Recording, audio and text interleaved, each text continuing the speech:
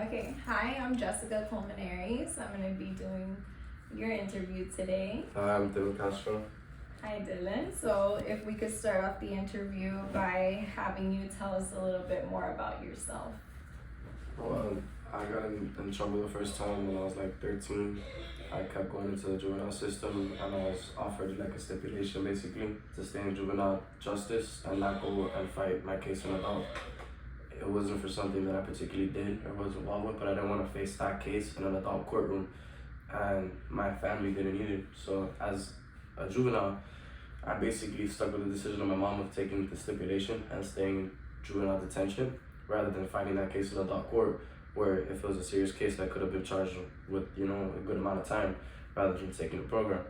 So that's the negativity to staying and taking the stipulation and going to the staffing. And the staffing, they basically tell you either you're gonna take this program or you're gonna go fight it in adult court.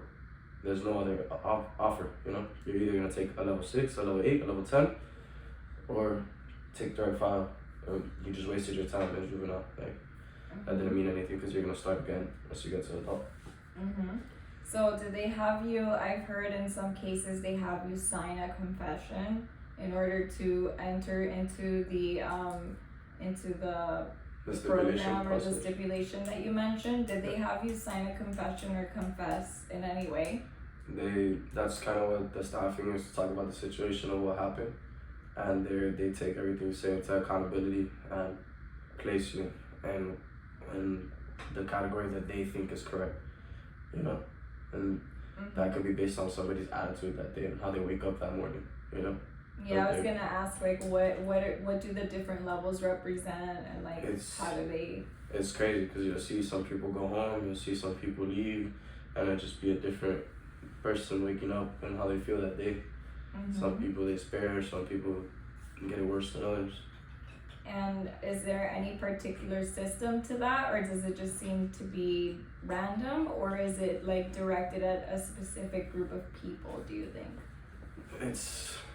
They do it by points, but as some people, it's just different. Some people get charged differently, and it's just, they do look at certain people different. When you have a certain background or coming from a certain place, they think you're gonna keep messing up, so they're gonna treat you worse. They're gonna look at you like he's already coming out of this area. Statistically, they're looking at you like a number, and statistically, they think you're gonna mess up again. Yeah, exactly. Okay. So, would you feel comfortable telling us a little bit more about your experience, how you were treated that first day, how the arresting officer was towards you, a little bit about that night, that journey? Well, with police interaction, I say it's the worst. I've always been beaten, treated bad. Miami-Dade is known for in the 80s for having crooked, and Florida and stuff, and everybody's crooked officers. I've been beaten and treated bad by particular officers, So that's worse than, dealing with them was probably worse than going to jail, Or it's probably worse than the program how they treat you there.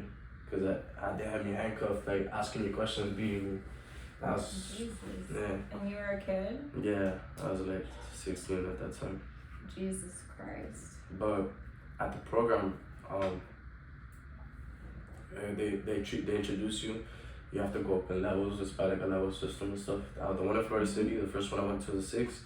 Particularly the level system was good, and they actually trained the youth and made them stay longer if they didn't level up. So that was good, but there's no commissary, so your parents can't pay to feed you or anything. So it's powered by a company called TrueCore, I think, and it's their lunch system. So it's eating jail food, but in a real jail you can get a commissary, So you can have your parents put up food and get money from, then eat good. There you're just eating what they have, nothing else. And then the commissary that they have is if you behave good, you get a Snickers or something. But imagine if you eat that Snickers in a day. And that thing comes every 3 weeks or something, Exactly. So it's crazy. So what is this like points? I mean, what is the leveling up system? Is that like kind of graduating to the next grade? Is it based on like education, good behavior? No, it's based. Education is a part of it, and it plays a big role in going home. So you have to be passing all your classes with at least a C or better, showing that you're going. You have to have like 0 absences, and they have like a monthly staffing with a probation officer and their parents all on the phone, and a judge. And then like a level 6, you'll do like 6 to 12 months. On level 8, you'll do 9 to 18, and at level 10, I think you'll do like 24 to 36 or something like that. Wow, so like a year. Yeah, I did 6 months in the 6 because I always did exactly the time because I'm not gonna stay there doing bad. Like I'm smart, I know how to go to school. You know, that wasn't my problem or anything. So, like I said, it wasn't for something I particularly did, but I was placed in that position where I wasn't gonna face that particular charge in an adult court. I just took the stipulation. When you were arrested for this, how old were you? 16? Or were you closer to 18 that they wanted to look at you as an adult? I think I could check because I know they posted on Miami here. I think I was 15. You were 15? You were just 15? Yeah. And they were beating you and trying to treat you like an adult? Yeah. That's crazy.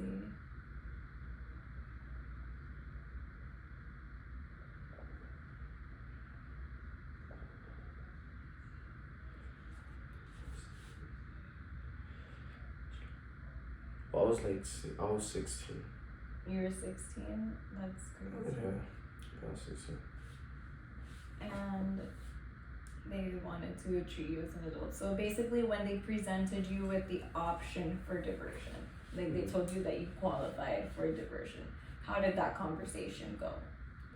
Well, the first time they just offer you a level 6. The first time I walked in, they didn't really ask much. They just offered me for a level 6 or take it to a law court. And they just gave you those 2 options. Yeah.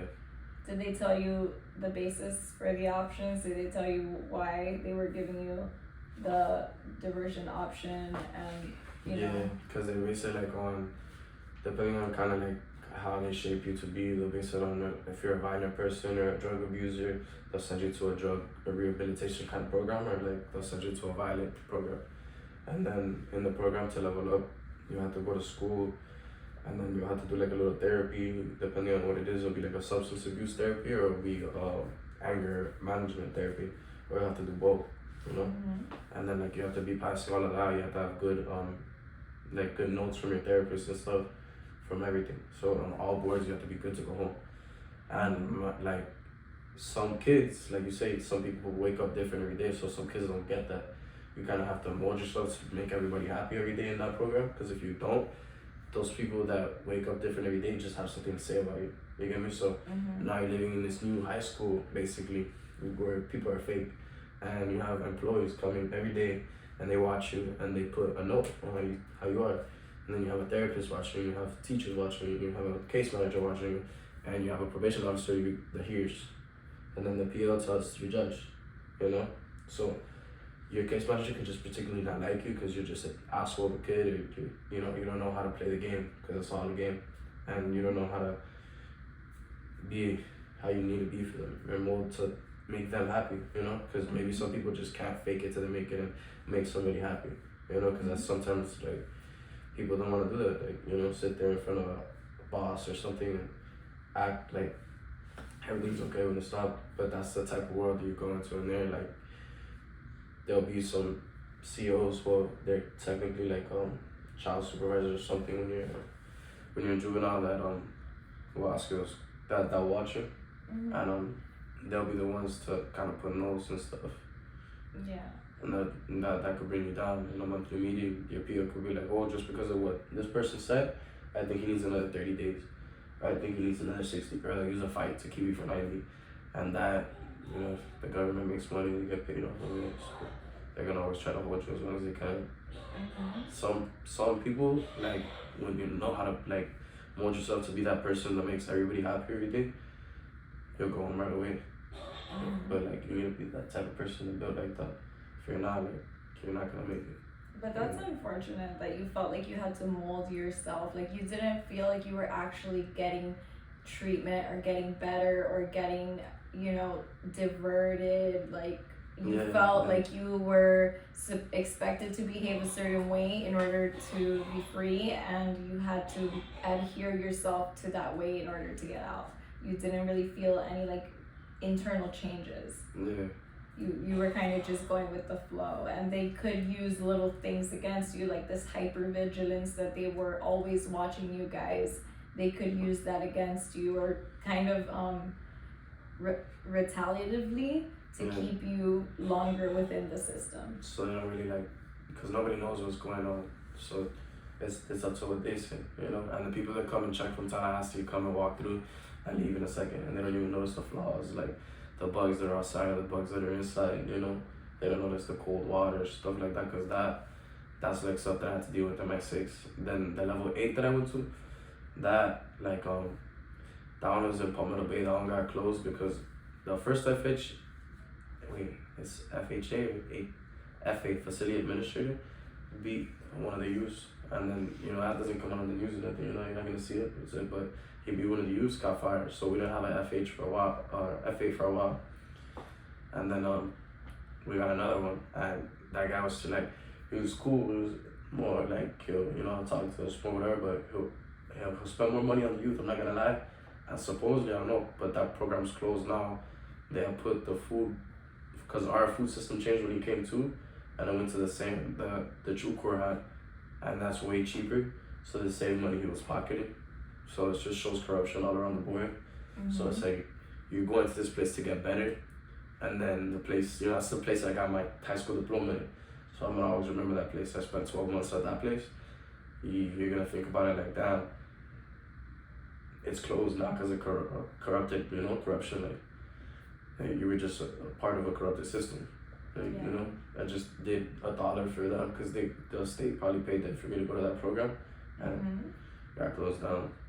Damn, that's crazy. So the state funds these programs, and these programs basically try to give the youth the bare minimum and pocket the most that they can from that money that is allotted to them. Yeah, kind of, depending on who's running it, if they're really for the youth or not, because it has a lot to do with it. Did you at any point feel particularly singled out or discriminated against by anybody Definitely. in there? It's, you got staff that certainly don't mess with certain people, And there's certain ethnic groups that don't mess with other ethnic groups, and it's like that for real, Some people are just green, but being from Miami, we're super diverse over here. Everybody fucks with me particularly, but mess with me particularly, but there's certain points that you deal with that being singled out stuff. You deal with it. You see it. You feel it. You feel the energy. Like you walk up to another group. It's already a different vibe when you walk up. So you just gotta fall back, and that's where you go to molding into who you have to be and playing your role. And just forget that fakeness. I'm gonna walk away from it to go home, kind of thing. Yeah, you gotta step away and keep your goal in your mind. I don't know you people, You're not gonna get me to my family quick or get me anything, so I'm gonna address that. My boy, he's just somebody that I deal with, an acquaintance, or not even an acquaintance, somebody I deal with. Yeah, somebody that you deal with to get where you need to go. Mm-hmm. So how was the process on your family? The diversion process, how did that affect your family life? Was it hard on them to make these meetings, to come to all of these things? I mean, it's on the phone. All the meetings are on the phone, and you're in the facility. So that's why it's super easy for them to kind of mold on how you're behaving. Because you could say, however, I've been doing good, and then they're gonna go over everything. They're gonna go over your academic score, your therapist score, or whatever. Basically how you've been there, your case manager, how you've been on the dorm, and one of the officers on how you've been. So you have those 4 people, and they can say whatever they want. It's up to them kind of on how they run that, But they can be honest and how you're doing. Some people are doing good, some people are doing bad. They can say whatever they want. So Did the diversion program cost you any money? Did you have to pay any sort of restitution? Yeah, so I think it's $5 a day every day that you did in there for my 6, 7, 8. So you had to pay $5 a day for every day that you were in there? Okay. I think it's something like that. That's my mom because the paper is addressed to your parents actually. I remember I had to pay 830 something at the first program and 1,000 something at the second one. Jesus Christ. So the payments were addressed to your mom, and she had to pay that money in order for you to remain in the program and successfully evade criminal formal proceedings. They'll keep you in the program and just send the bill. So like you won't even really know about having to pay that or nothing. They'll just send the bill. That's Not what they know. after the fact. And that's like true core. The program already got paid from them, and now they're just coming down taxing you again for the state. So, do you think it would that even though it's not inherently or it doesn't seem like the diversion process is, racist or or centered towards or against any certain race, do you think that if people from low income families who weren't able to make those payments and then were excluded from diversion, or people who couldn't have reliable access to home stability or to phone access, you think that they would be affected by the way that they run these programs? No, I think the judge kind of sees all of that in the parents' financial affidavit, and they're pretty good like on that part of kind of like doing that. They're pretty good on that. They'll I forgot how they say it, but they'll kind of say like, oh, you don't have to pay that if you don't meet the certain circumstance or something. But the one for the program, the food one, I know it's $5 a day. It's something like about your food or something for $5 a day, because that one, no matter what, they're still gonna pay. They're still gonna send the bill, no matter how much you make. And it'll be like after the fact. They'll just send the bill like for the food. Damn. And meanwhile, you're getting like the worst food imaginable. Yeah. But like it's 3 meals a day too, and then like a snack. Well, if you don't know how to move, you're gonna be hungry. You're not gonna get big, but I got big. I was eating. My second program, like I said, they were doing different. For the most part, the first FA came at my last 2 months, so I didn't deal with that food for too long. But when it came, it was getting ugly, like the food was bad. But at first, like when we didn't have an FA and it was just how the program being ran, how it was ran, it was pretty good. But like that particular program where I got my diploma, I just felt like it was a little more, like, how can I say? Having to go through it the second time and like already knowing how to mold and kind of play the game, and you're gonna run into the same people. It's the same position, just a different person. The person's in the same position as the last game. It's just it's a different character kind of thing. So now you're dealing with a different person, and you deal with that and how you need to go about graduating, in the facility and getting home. And that's basically what you gotta do. Because if you don't make them happy, you're not gonna go home. So you feel like the success of a large part of the success of completing these programs hinges on the subjectivity of the people who populate these programs, like knowing how to play the game, knowing what they expect from you, making sure not to get on their bad side and get more time added. Yeah, because a lot of these kids are not woke. Like a lot of those kids are bold, or like, how can I say, slow. Like, like coming from certain areas, they just don't think like that. Like certain ethnic groups don't think like that. Like they just in a blink, like do what they do and that's it. Like they don't think. That's kind of where they mess up, and it's based like on that. As like, people do like mess up like that. Like I just spaced out. Like, can you ask that question again? No, yeah, like that, like if you felt that a big part of succeeding in this program hinges on the subjectivity of others, like the subjectivity of like how other people within the program feel about you, or like what their inherent biases are. You know, that they'll treat you a certain way or ding you where they wouldn't ding somebody else that they maybe like a little bit more. Exactly. Yeah. Or like, you know, they might catch one person like, you know, with something and let it slide, and then catch another person and give them 90 days for it. Just because, you know, they don't have a family that's on top of the system, you know, or calling or something. Like, they know they'll let those 90 days ride. Some people's family actually fight for them, you know, and go, like, nah, you're not about to do that just for this. Like, that's not worth it. And then, you know, they'll be like, oh, okay, we can't just do that to this person. Okay. It's not as sweet to do. It's not as easy to do.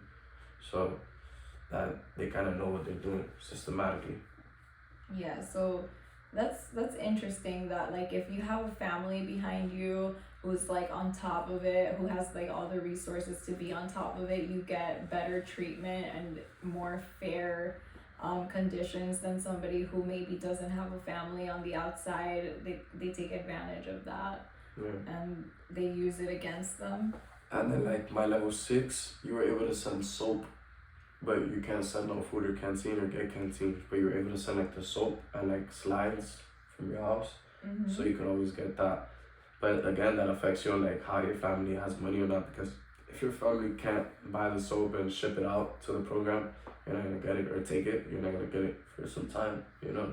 So you might go like a week with some soap that's like dye or like car soap. Like if you put it in your hair too much, like your hair will start falling out. Okay. Yeah, it's like the brand Bob Barker, but it's like a dial soap. But Bob Barker is like, it's literally the brand. And it's like a car soap. It's super thick, like it's like the worst. People know not to use it. Like you get that soap, you put it like on a little bit, like you dilute it kind of, you know? Mm-hmm. Just use a little bit of it. Oh man, that sounds terrible. But like some people don't know, they get it. They'll just be like rubbing their face, the next day they wake up all dry, you know, like dry scalp, and then scratching. You're like, yo, why am I like this? And then somebody comes and puts you on game, like, yo, you use pink soap? Yeah, I'll use that pink soap. Damn. Yeah. I can't believe that. That's crazy. So, you know, were there any sort of lingering impacts on your life or worldview after you completed this diversion program? It was kind of like going through it the second time and playing the game with different characters, which is kind of so weird to me. Like, it was like really, really waking up. Because the first time I thought I was woke and knowing like how to do this and how to do it. And like I'm not gonna mess up, you know? I want to go home to my family. So the second time knowing that I'm playing it with different characters, same position, it was so weird to me that like I knew I don't want to go through this again. And the next time I already messed up, I'm gonna go to the adult. So I'm gonna get charged as an adult. So I was like, I changed my whole life, you know. Yeah. And I did not want to do that again. So I don't really entertain anything that could put me back in a bad place. Mm-hmm. I 100% understand that and feel that on a spiritual level. So, you know, so you would say that it made you want to avoid the system, but did it make you want to avoid the system because you felt like you were now functional and ready for life because of it? Or did it make you want to avoid the system because it was just so terrible that you never want to get caught again? In a way, it's because of it, but it's not because of the program. It's because of me waking up and choosing to see what's going on. Like, me and a few others did that. Barely anybody else. Like in my second program. At my first program, I didn't see anybody else like on the level of military, just like military minded, as military minded as I was. You know, you have to think like a soldier. You know, you can't mess up. You can't let what anybody says affect you. You can't mess up. You know, if you're really branded like that, like you're not gonna get tired. You know, you can stay longer than you have to. You're gonna go home. But my second program, I saw a few people like on that. One of the kids, I actually told him, like, bro, I saw like he was kind of like he was Hispanic from Naples, and I told him, I was like, bro, like, you know, just chill. That was not worth it. You know, like you have to be like this. Like really sit back and think that when you go home, none of these people matter. What matters is your mom, your dad and your dogs, like, you know, the pets you have at home, like, that's all that matters. So, and he thought about it, he's like, damn, like, he came back to me, he's like, that's why you moved like that, because you don't care about, like, any of this, you know? And that's how I was, and that particular person had an easy trip because of me. I told him, like, yo, do this, like, just, you know, you have to look good for these people, so you have to be that person every time that person's around. And then when you're with your people, you talk, but you can't mess up, you can't talk about certain stuff with certain people, you know, it means you're not ready to go home. And they could talk about it in front of you, you know, try to touch you, try to get you to talk about it. Did at any point while you were there, were you like the subject of any of those sorts of things? Like, did anybody like give you an undeserved infraction, or like, you know, just mess with you like that? I mean, no, but so one thing that happened is at my second program, I knew there was a fight broke out, but I knew it was gonna break out because they brought a kid from Charlie dorm to Bravo dorm to see a therapist because the Charlie dorm therapist wasn't there and that kid was having a bad day. But what it was is it was a clique from Miami, you know, like 2 neighborhoods, and one wanted to get to the other dorm.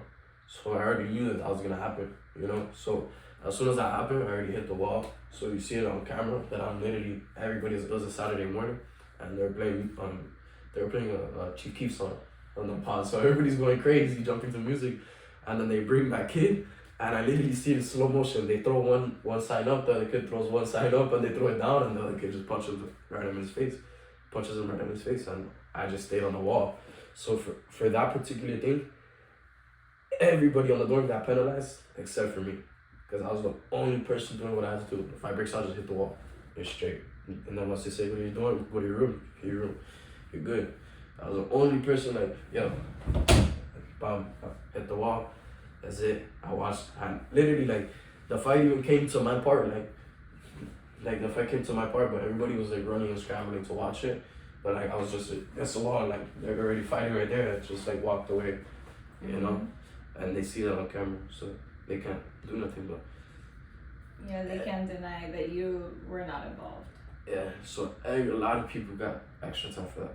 Like, just for being out, listening to music, and then, oh, it looks on camera like you did this, you know, you incited this. But in reality, it wasn't like that for a lot of people. I saw like 6 people get stuck for that. That didn't do anything. Yeah, they were just there. Like, anybody wants to see that. Like, me personally too, I would want to watch it, you know, like, people go and watch UFC, watch Mayweather fight, a lot of pay-per-views. See it in person, you're gonna want to see it. Like, your eyes, as a person, you're just gonna look, you know, you're gonna pay attention to it. Maybe interested in the fight, maybe interested in helping them break it up, but you're still naturally gonna want to go to the situation. Yeah, it's human nature. But you can't be a human in these programs because it's based on rules, on regulations. You gotta mold yourself to be that person to make it. Because if you mess up, just imagine, that's one thing. Like, it's hard to explain because you have to like live it. And I'm 22 now, so I mean, I got out when I was 18. Just like, yeah, you kind of have to really mold yourself. Like, naturally, you're gonna want to go look and help. And like, especially, like, it's my boy from Miami, you know, somebody you know, you went to school with out here, like, you're gonna want to go and look it up, but you gotta go home. You're like, yo, let that, you know? And you already know what's gonna happen. Just. Was that painful for you, like having to deny your humanity for your friend in order to make it in this program? Yeah, it just shows you like, but it's like that in real life. Like, some people won't do anything for you, so you gotta really think for yourself. So it really shows you how to be woke on another level. Yeah. So, and that person might not do that for you. So it's like, you gotta know, just dealing with it. Yeah, but I kind of see like kind of an issue with like, you know, kind of teaching kids to deny basic humanity, you know. Yes. But I guess in a high risk situation, you know, even like something that had good intentions, you know, to help, to break up the fight, you can't really tell. Yeah. So I guess I understand where they're coming from, but I would see that as kind of like a negative. That like Yeah, but you have to learn to deny your own human instinct to help someone else. But that's why you gotta hit the wall, because how you said it's a high risk situation and they don't see it how we see it. Like they don't see it like, oh, he was just yelling at him and pushing him back to try to like stop him. They'll see it as like he pushed him, that escalates, you messed up. You involved yourself in something you need to be involved in. But on the outside, if two people that know each other are fighting and you go and push one and try to break it up, now this person got hurt and the other person says, yo, we were just fighting, we fight all the time, why'd you do that? You know? And now it's Now on you. it's on you. So they are preparing to be ready in the real world, kind of like, don't go separate that fight, because you'll know they might just be trying to set you up. They might be fighting for you. The rich man to come and push you and sue you. That's it. You messed up, so you gotta always move right. Military minded, kind of. Yeah, you gotta always be aware of your situation, of like all aspects of your situation. Yeah, but it's different when it's somebody you know. Like, it's from your human nature to go help somebody. So it's kind of hard. Mm-hmm. If you could change something in the juvenile justice process, what would it be and why? For sure, the food and the families cannot give you commissary, because it sucks. As an adult, you eat the same thing, right? Like when in true court, you're gonna eat the same. True court eats the same way that adult jails eat, right? So you're eating like basic salap and nasty stuff for breakfast and beaches and all comes on the tray. It's nasty. You can't get any commissary, so you gotta get parents involved, to be able to send money, and like they don't allow that in the juvenile system. In the juvenile system, you get like one phone call a week, I think, they get like 30 minutes or something, with my 8 or something like that. Jesus, that's it? Just once a week? And you can only call your parents or like certain guardians. You can't call anybody. But that's their rules and regulations. They bend those rules for certain people that they like, and they might get people on more time on that same thing. Yeah, subjectivity. Yeah, depending on who you like and who could talk and who could chat with them, and just how's your day, what you do, like just asking somebody that can make them like you more type thing. So that's definitely how it works.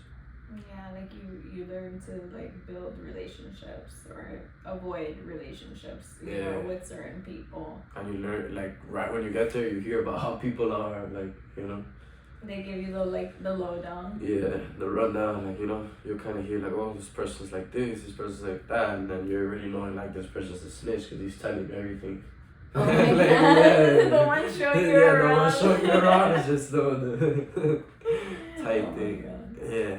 It's just so game, like, alright, I'm gonna stay away from you now, peace.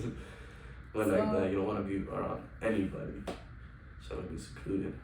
So this system that you went to, it didn't count as incarceration, right? It counted as like a community based diversion program where you resided. Yeah, like a rehabilitation for substance abuse as the category that they put me. Okay. All right. So, so they didn't incarcerate you, but in a way they incarcerated you. Because I don't know why, but I had visualized, because I have experience in the adult more than in the juvenile court system. I didn't realize that, they could still kind of imprison you without imprisoning you. I thought you guys just went out and did community service and got to return home and, maybe had to have like a probation officer, case manager sort of scenario where you meet with the parents and, you get through it, you pay your money and you're done. I didn't know that it was so much more involved than that. Like, you actually have to be somewhere else, away from your parents, removed from your parents for this long of a period of time. Yeah. Did they tell you that up front? Or did you imagine you were just gonna do community service maybe and like get to go home? Nah, you just learn it as you go, like kind of just watching what other people get and like comparing your charges. Like, you kind of put yourself in the same boat and just get ready for it. Like, oh, he got the same charges as me, he just went to an 8. But some people will get the same charge and go to a 6 because you've never been to a program. Or like it's your second time around, you're gonna go to 8. Maybe they want to give you a 10, but you fight for the 8. You know, like when you do, you kind of could, depending on how you speak, you could help yourself. But it depends on how you speak and how you hold yourself. If you're not a woke person and know how to speak, you're gonna go under. You're gonna be stuck. And so, something else that you clarified for me that I didn't find in my research. So if you have committed a felony, or this is your second time getting arrested, or this is a follow-up time getting arrested, third, fourth, whatever, you can still qualify for diversion. Yeah. Just like a different risk level. Yeah. And it's so they'll send you back. So like another, I've been to 2, I've been to a 6 and an 8. But it does help to stay adjudicated juvenile delinquency and not get charged as an adult, even though you didn't commit the charge, because it's all gonna be gone off your record, but you're still gone for that amount of time. And even if it's not something you particularly did, but you didn't want to deal with that case in an adult court just because of what the officer said, or what you were dealing with, but you're talking about the crookedest people in Miami. Yeah. So it's crazy. It's like you're not gonna win that. And like I'm talking about these same officers threw paint on my mom's car and stuff like that. Like it's just They threw paint on your mom's car. on my car. Like it's a, I have no proof, but it's known. Like Yeah. certain. That's crazy that they would go that far. And I don't know. I guess that's it. We covered everything. Thank you for sharing your story with us and for enlightening me a lot about, the juvenile justice system and what it's about. And, I'm glad that, you made it out successfully and that they recommended you for diversion, because a lot of people don't get that luxury, or so I've read. Yeah. So, at least you successfully made it through the program and you're planning not to go back, and you seem to be doing very well. So, Thank you. Thank you.